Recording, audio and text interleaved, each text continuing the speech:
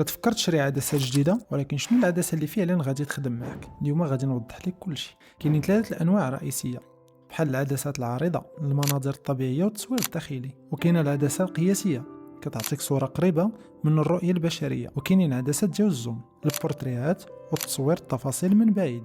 باش تختار عدسه خاصك تجاوب على هذه الاسئله. شنو هو النوع ديال التصوير اللي كتعشق؟ واش كتحتاج فتحة العدسه بحال المناظر، البورتريات، ولا الزوم، ولا الزاويه العارضه؟ شحال من مره غادي تحتاج الزوم؟ العدسات الثابته غالبا اوضح، ولكن الزوم كيعطيك مرونه. ماشي ضروري تشري عدسه جديده، الكثير من العدسات المستعمله تتكون في حاله ممتازه وكتمكنك من توفير ميزانيه. شنو هي العدسه المفضله عندك؟